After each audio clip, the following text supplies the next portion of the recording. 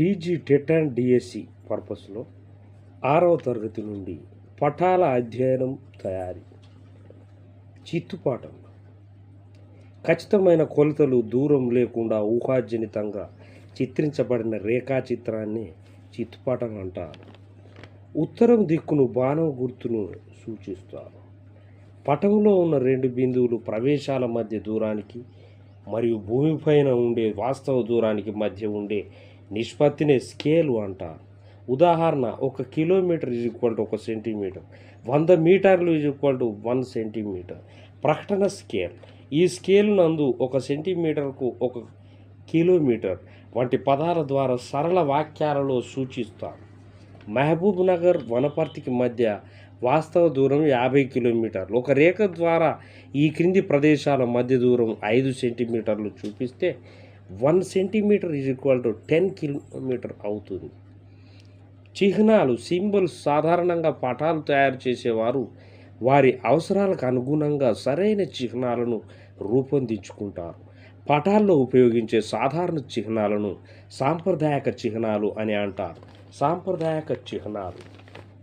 భూమి మీద అధిక భాగంలో మహాసముద్రాలు ఆవరించి ఉండడం వల్ల భూమి నీలం లేదా నీలి చందమామలాగా కనిపిస్తుంది.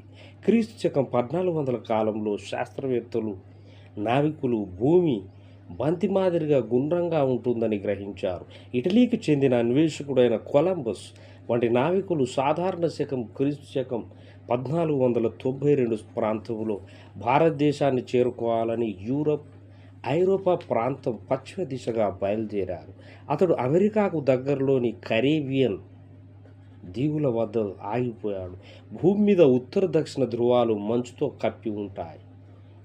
ఉత్తర ధ్రువంలో గడ్డకట్టిన మహాసముద్రం ఆర్కిటిక్ మహాసముద్రం విపరీతంగా కురిసిన మంచుతో నిండి ఉంటే దాన్ని అంటార్కిటికా మంచు కవచం, the Antarctic shield of ice అని అంటారు. గ్లోబుపై అక్షాంశ రేఖాంశ భావనలను తెలియజేసే గీతలతో పాటు ధృవాలపై కూడా ఆర్యభట్ట వంటి భారతీయ పూర్వీకులను స్పష్టమైన అవగాహన ఉండి ప్రదేశాలను గురించి వివరించడానికి ఆ పదాలను ఉపయోగించారు. అక్షాంశాలు. ఇవి భూమికి అడ్డంగా పడమర నుండి తూర్పునకు గీచి ఉన్న ఊహారేఖలు. ఈ అక్షాంశాలలో పొడవైనది భూమధ్య రేఖ. ఇది గ్లోబును 2 సమాన భాగాలుగా చేస్తుంది. భూమధ్య రేఖ చాలా వరకు 3 మహాసముద్రాల గుండా పోతుంది. 1 పసిఫిక్, 2 అట్లాంటిక్, 3 హిందూ మహాసముద్రం, ఇండియన్ ఓషన్. భూమధ్య రేఖ దక్షిణ అమెరికా, ఆఫ్రికా, ఆసియా ఖండాల గుండా వెళ్తుంది. అక్షాంశాలు అడ్డంగా ఉంటాయి. భారతదేశం ఉత్తరార్ధగోళంలో ఉంది. భూభాగం కంటే జలభాగం దక్షిణార్ధగోళంలో ఎక్కువగా ఉన్నది. రేఖాంశాలు.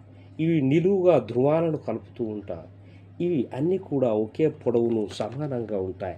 2 ముఖ్యమైన రేఖాంశాలు. గ్రీనిష్ రేఖాంశం 0 డిగ్రీ రేఖాంశం అని కూడా పిలుస్తారు.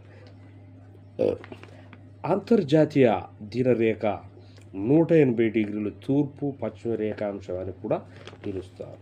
అక్షాంశాలు, రేఖాంశాలు కలిపి గ్లోబును ఒక వలలాగా కప్పి ఉంది. ఒక ప్రాంతాన్ని గుర్తించడానికి ఉపయోగపడతాయి. 0 డిగ్రీల రేఖాంశం అంతర్జాతీయ ప్రామాణిక కాలమాన రేఖ. గ్రీనిచ్ స్థానిక కాలాన్ని ప్రపంచ ప్రామాణిక కాలంగా పరిగణిస్తారు. GMT అంటారు. గ్రీనిచ్ రేఖాంశం 0 డిగ్రీస్ రేఖాంశం నుండి 180 డిగ్రీల తూర్పు రేఖాంశం వరకు ఉన్న అర్ధగోళాన్ని పూర్వార్ధగోళం అని అంటారు. Thank you.